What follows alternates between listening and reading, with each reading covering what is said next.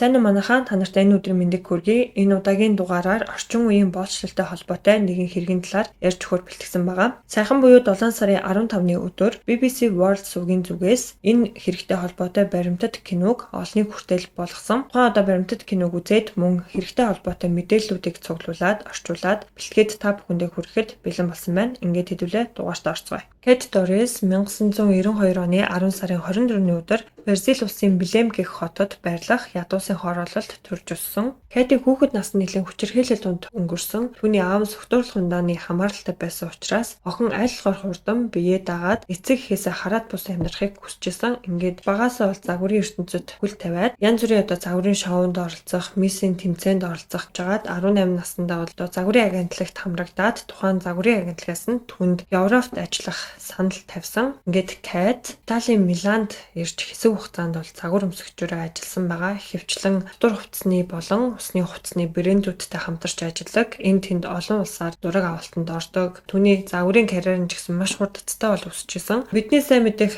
Ленардо Ди Каприотой хүртэл хамт явж байгаа нь шар мэдээний сэтгүүлүүдийн нүүр хутсан дээр хүртэл гарч исэн. Тухайн үед бол энэ мэдээлэл нь Бразил даяараа шуугиж, Кэт бол Бразилдаа ч гэсэн нэлээд нэр хүндтэй болж эхэлжсэн ба. Ажил мэргэжлийнхаа шугамар гэхүү танилын хүрээнд ч гэсэн нэлээд тэлээд хөвчлэн Аз зэрэглэлийн Холливуудын одууд урагддаг томоохон үдшилэг цуглаанд түүнийг бас урьдаг болсон. Кэт хэсэг хугацаанд Европ болон Бразил улс хоёрын хооронд эрен очин амьдарч байгаад нэг мөсөн Америк нэгдсэн улс руу нүүхэр шийдсэн. Instagram болон Facebook өөрийнхөө цахим хуудсандаа идэвхтэй болж эхэлсэн.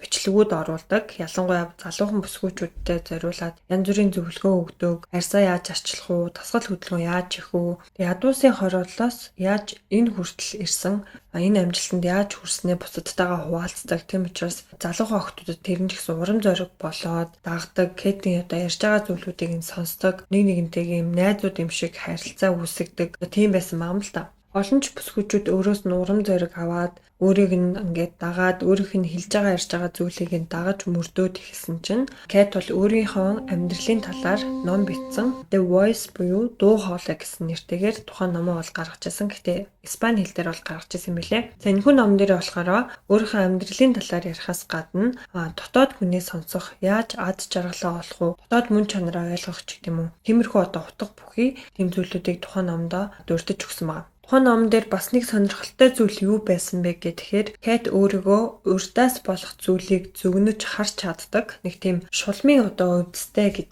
дурдсан байдаг. Зогсохгүй өөрийнхөө түүхээр ном бичээд амжсан Кэт амьдрах ухааны зөвлөгөө өгөх, өөрийн туршлага дээрээ үндэслэн залуухан охид бүсгүйчүүд туслагаар өөрөнгөсөн вебсайт нэсэн. За тухайн вебсайт дээр болохоор хайр дурлал, мөнгө, өөрийгөө бий болгоход тань туслана гэсэн тийм одоо тайлбартай. За хоёр тарифтай, нэг нь болохоор бэлэн болгосон видео бичлэгүүдийг нь худалдаж аваад түүний одоо зөвлөгөөг дагаж мөрдөх. Нөгөөдг нь болохоор Кэдээс хувийн зөвлөгөө авах, одоо уцаар яриад эсвэл видео кол хийгээд түүнээс зөвлөгөө янз бүрийн зүйлүүдээ асууж болох. За ингэх болгондоо нэг удаагийн $150 үнэтэй. Өөрөөс нь ингээд зөвлөгөө авч ясан ч юм уу тэр залуухан охтууд руу залгаснаа. Би өчигдөр чиний талаар ингээд зүүдлээд чамайг тэр одоо хүнээсээ салахгүй бол чамд гай уулна гэж юм ч гэдэм үү. Чамайг тийм зүйл хийхгүй бол чамд ямар нэг муу зүйл тохиолдно гэх зэргээр одоо ярьж айлгаж эхэлсэн байгаа. Тэгээ зарим хүмүүс болохоор түүний яг хэлснийг нь дагаж мөрддөг. Өөрийнхөө үгээр, өөрийнхөө хэлснээр хүмүүсийг хөдөлгөж чаддаг эмхтэй болж хувирсан байгаа. Тэд мөн ayahuasca гэдэг юм зан үйл хийдэг. It's not only used in shamanism as a healing plant, but also by the scientific community who investigates it for therapeutic purposes. Before taking ayahuasca, attendants carry out a cleansing ritual. Jose is Anna's partner and also the one in charge of preparing. Амазоны хүндийн уугуул ард түмний уламжлалт, ёс заншилт бол ашигладаг. Сүнслэг болон эмчилгээний зорилгоор хэрэглэдэг сэтгцэд нөлөөлөх тийм ундаа байт юм байна. За энэхүү ундаанд болохоор хоёр үндсэн найрлагатай. Усан үзмийн мод болон Psychotherapy Virtus гэдэг тийм мутны навч хоёрыг хооронд нь ерөнхийдөө чанаад тэндээс ингээд уух зүйл гаргадаг. Тухайн одоо ундааг уухынхаа өмнө зан үйл хийдэг. Манай бөөгийн зан үйлтэй баг зэрэг төстэй тухайн уусмалдаа ингээд шившлэг хийгээд дуулаад хөгжим тоглоод тэр уусмлыг уун Ингээд тухайн уус мөлийг уусны дараа хүний тэм транс ертөнцид ороод орчин тойрноосоо хөндөрөөд орчин тойрон дох зүйл нь олон өнгөтэй болж харагдаад өөр ертөнцид очсон юм шиг мэдрэмж төрүүлдэг юм байна л да. Сэтгэл зүйн байдлаас нь шалтгаалаад хэрвээ та ямар нэг зүйлээс айдаг бол таны айдаг зүйлийн чинь талаар харуулах, эсвэл аз жаргалтай гэр бүлийнхаа хүмүүстэй хамт байгаа тэр мөчийг тань харуулах ч гэдэм үү. Барих болон сэтгцэд маш одоо хурдцтайгаар нөлөөлдөг нэг тийм чадамжтай ундаа байд юм байна. Гэхдээ энэхүү зан үйл нь зарим улсуудад зөвхөн одоо хяналттай, эмчилгээний зориулалтаар ашиглаж болно гэсэн заалттай байдаг. Колумб, Бразил, Испани гэсэн улсуудад зан үйл хийх тохиолдолд тухайн одоо энэ ундааг ашигладаг юм байна. Тэгэд энэ аюуска гэдэг зүйл нь psychedelic мансууруулах одоо сэтгцэнд нөлөөлөх тэр зүйлийн нэгд бол ордог. За тухайн энэ зан үйлийг бол Кэт бас хийдэг байсан юм байна. Ингээд хэдүүлээ Кэт Торрес гэж яг хэн болох түүний хүүхэд наснаасаа өдийг хүртэлх амьдралын замналыг нь мэдэж авлаа. Одоо ингээд гол хэрэгтэй орцгоё. 2022 оны 9 сард Бразил гаралтай залуухан 2 эмэгтэй алга болсон мэдээлэл цагдаагийн газар ирж тэдний гэрийнхэн болон гэмт хэрэгтээ тэмцэх газрынхан тухайн 2 бүсгүйгийн бол араас нь мушгиж хайжуул эхэлсэн түүний одоо байшинд нь хамт амьдардаг байсныг нь олж илрүүлсэн юм байна. Летишиа гэх эмэгтэй нь 2001 оны 7 сарын 9-ний өдөр Бразил улсад төрсөн алга болсон гэж цагдаад мэдэгдэх үед тэрээр бол 21 настай байсан юм байна. Амьдралын одоо нэлээд идэвхтэй юм охин байсан. Летишиа 2020 онд Америкийн нэгдсэн улсад одоо оперийн тэм хүүхэд асрангаа тухайн айлдаа байрлаад байрны мөнгө болон хоол ундны мөнгө зарим тохиолдолд Германы мөнгийг нь тухайн айлаас нь хангадаг тэм програмд ерөнхийдөө хамрагдаад Америкийн нэгдсэн улсад амьдрахаар бол ирсэн юм байна. Хаяада гэрийнхнээсээ бага хэмжээний санхүүгийн тусалцаа бол авдаг байснаа бүр маш их хэмжээгээр ингээд нэхэж эхэлсэн. Тэгээд тухайн үед гэрийнх нь гайхаад яг юунд зориулах гад ийм их хэмжээний мөнгө нэхэд байгаа мэ гэд асуусан чинь Америкийн нэгдсэн улсад амттан зардаг тэм дэлгүүр нээх гэсэн юм аа гэж хэлсэн байгаа. Тэгээд эцэг ихт нь энэ нь маш хачирхалтай санагдсан учраас түүний хүссэн мөнгийг нь бол өгөөгүй. Энэ цагаас эхлээд гэрийнхэнтэйгээ холбоо тасарсан байт юм байна. Тухайд Летишиад юу тохиолдсон гэхээр Кэт Торресын амьдрах ухааны хичээлүүдийг нь авч үздэг байсан. Ингээд Кэт Торрестэй бараг 7-8 жил ингэж холбоотой нэг одоо таньдаг. Тийм байсан учраас Кэт Торрес Летишиаг өөртөө хамтдаа амьдрахыг санал болгосон байна. Ингээд Летишиа Кэт Торрестэй хамт амьдарч эхэлсэн. Түүний одоо ажил болон нэг шулмын янз бүрийн зан үйл хийдэг тэрэнд нь ингээд туслахаар тэдний гэрлүү нь бол нүүсэн байна. Алга болсон гэж мэдээлэл гарсан 2 дахь бүсгүй маань Десерия гэдэг эмэгтэй байсан. Бас л одоо Бразил улсаас гаралтай. Хэсэг хугацаанд бол Канадад амьдарч байгаад дараа нөхөртөөгөө хамт Герман улсад бол хэсэг хугацаанд амьдарч байсан. Ингээх үедээ Десерия маш одоо ажилсаг, өдөрт бараг 3 цаг унтдаг, хичээл ажилдаа одоо хамаг цаг заваа ингээд зарцуулдаг. Үнэхээр тийм хөдөлмөрч эмэгтэй байсан маань. Тэгээ тухайд Кэт Торресын амьдрах ухааны тэр хичээлүүдийг нь бол олж үзсэн. Ингээд өөрийн гэсэн тийм бизнестэй болох тийм хүсэлтэй эмэгтэй байсан мэл да. Энэ талаараас Кэттэй ингэж хуваалцдаг. Тэгээ Кэт болохоор хувийн бизнес эрхлэх тэр мөрөөдөлд нь одоо туслана гэж амласан. Ингээд Десери тухайн үед Кэтийн хит хитэн хичээлүүдийг үн төлбөртөөр авч үзчихсэн. Тэгээд нөхөр нь болохоор яагаад ийм амар үнэтэй ийм төлбөртэй хичээлүүд байн авч үзээд байгаа юм бэ? Энийг одоо болооч зогсоогооч гэд хэлсэн. Тэгээд энэ үед нь болохоор Десери Кэтэд манай нөхөр ингээд дургуйцаад байна. Чиний хичээлийг ингээд сонсохоор дургуйцаад байна. Чиний зааж зөвлөсөн зүйлийг хэрэгжүүлэхээр ингээд дургуйцаад байна гэж хэлсэн. Тэгт нь болохоор Кэт нөхрөөсөө салаад Америк нэгдсэн улсад хүрээдэр тэгээд надтай хамт амьдар би чамд одоо бизнес хийхэд чинь туслая гэж хэлсэн ба. Ингээд харамсалтай Десери болоосоо ингээд салаад Кэттэй хамт амьдрахаар Америк нэгдсэн улсад ицсэн. Кэт Десерид бас өөрт нь ингээд маш хэцүү байгаа. Тэгээд эрүүл мэндийн тийм шалтгаантай байгаа учраас түүний туслалцаа хэрэгтэй байна. Чи миний хажууд байж чадах уу? Тэгтээ ингээд хамт амьдраач гэд түүнээс гуйсан. Герман улсаас Америк нэгдсэн улсад ирэх бүх зардлыг нь Кэт дагаад тэр үеэс хойш Десери Кэттэй хамт амьдарч эхэлсэн юм байна. Хотод алга болсон 2022 онд Кэтийн хувьд Нью-Йорк хотоос Техас мужид руу нүүж тэндээ амьдарч байсан. Тэр үедээ өөрийнхөө 21 настай залуухан нөхөртөөгөө хамт 5 унтлагын өрөөтэй энэ байшин бол түрээсэлж амьдардаг байсан юм. Тэгээд тухайн байшиндаа болохоор энэ охтуудыг хамт ингээд амьдраач. Тэгээд янз бүрийн шулмын зан үйл хийдэг тэрэнд нь одоо туслаач. Тэр шулмын зан үйл хийдэг нэг өрөөтэй. Тэгээд тэр өрөөнд нь ингээд суугаад Кэт одоо яадаг чинь тэр нэг сонин зан үйлээ хийгээд тэгснэ гинтгэн Десери болон Летишиад та хоёрыг бүжигчин болох хэрэгтэй гэж надад хэллээ. Тайжигчийн клубт бүжигчин бол тэнд ингээ ажил хий гэж хэлсэн байхгүй. Десери болон Летишиа хоёрыг барьцаалсан гэж баг хэлж болохоор гадаад пассворд жолооны өмнөлөх зэргийг нь хураагаад авцсан хоорондоо ярьж болохгүй хэрвээ өрөөнөөсөө гарахаар бол заавалчгүй зөвшөөрөл авах ёстой.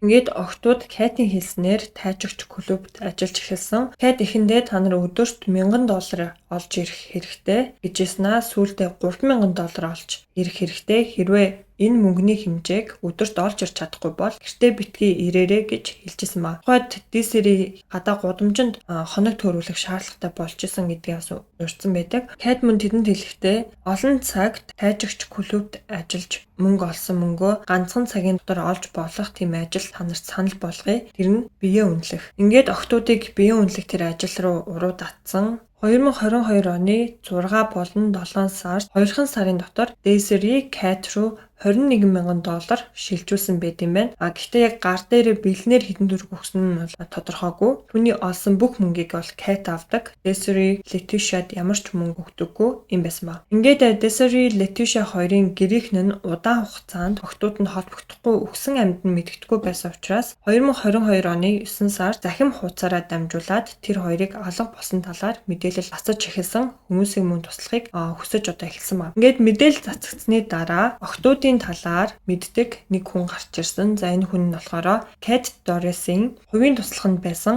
Анна гэдэг эмэгтэй гарч ирсэн. За тэрээр хэлэхдээ Cat Doris тухайн энэ алга болсон эмэгтэйчүүдтэй холбоотой эдний хаана байгааг Cat мэдж байгаа гэж ярьж эхэлсэн ба. Анна хэлэхдээ Cat бол маш аюултай эмэгтэй, хүнийг өөрийнхөө байлгаж чаддаг. Тэгээд янз бүрийн тэр сонин зан үйлээ хийдэг гэж одоо ярьж шүгэл үлээж эхэлсэн ба. За Cat-ийн хувийн туслах байсан Аннагийн хэлснээр амьдралын маш хэцүү нэг тийм өчид Cat-ийн хичээлүүдийг бас олж үзээд түүнтэй холбогдоод холбоо тогтоосны дараа Cat түнд өөрийнх нь хувийн туслагаар ажиллах санал тавьсан. Одоо Анна түүний гэрт нь очиход гэр орнонд бүр ингээд бохир заваа. Тэгээ зүгээр энгийн жижиг сажиг зүйлийг Cat ерөөсөө өөрөө хийж чаддаггүй. Усанд орохдоо хүртэл ингээд хүнтэй заавал ярих хэвээр 3 сар орчим ер нь бол Cat-ийн дор ингээд ажилласан. Тэгээ цалингаа ерөөсөө авч чадаагүй. Ингээд цагдаа нар Desiree болон Letitia гэсэн хоёр эмэгтэй Cat Doris-тай хамт амьдардаг гэдгийг мэдэж авсан. Тэгээ тухайн үед мөрдөгчд тэр хоёр эмэгтэйгийн талаар судлаад мөрдөөд явж байхдаа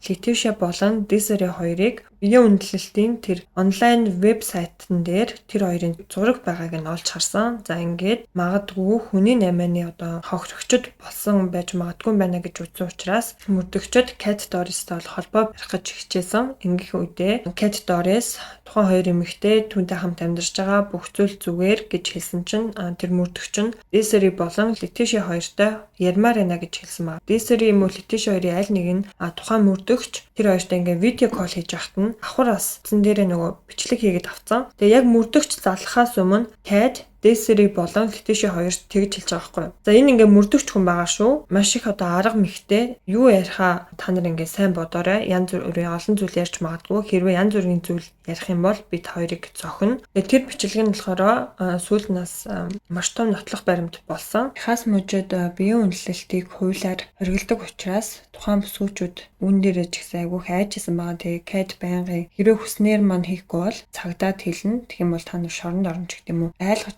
зүйлүүд нь маш их байсан учраас охтууд бол Cat-ийн хэлснээр бүх зүйлийг хийдэг байсан байгаа. Letitia болон Desiree энэ бүх хэрэг явдал нь ил болсны дараа өөрсдийнхөө цахим хуудсан дээрээ сайн байгаа. Тийм болохоор биднийг 50 орхиорой гэж хэлсэн. Гэхдээ энэ нь болохоор Cat-ийн явуулга байсан байгаа. Тэднийг одоо тэгж ярьж хэлхийг шаардсан гэсэн үг. Ингээд Аннаг цагдаад мэдгдсэн талаар нь Cat мэдснийхаа дараа Аннаг бас сүрдүүлж эхэлсэн байгаа. Бүх зүйл нь ил болсны дараа Cat охтуудыг дагуулад Америкийн нэгдсэн улсын хойд хэсгийн бүсэд орших Maine муж руу явсан. Maine мужийн цагдаа нар ч гэсэн Texas мужийн цагдаа нар бүгдээрээ одоо энэ Cat Doris-ийн араас мөшгөж мөрдөж эхэлсэн ба. Ингээх үедээ маш олон нотлох баримт гэрчийн мэдүүлэг зүйлүүдийг цуглуулж чадсан. Тэгээ Cat Doris охтуудыг өөрийнхөө гэртээ хориод биеэ үнэлүүлэхийг шаардах, тайжигч клубт ажиллахыг шаардах, олсон бүх мөнгийг нь өөрөө авдаг байсан маа. Тэгээ энийг нь баталж чадсан учраас 2022 оны 11 сард Cat, Desiree, Letitia гурыг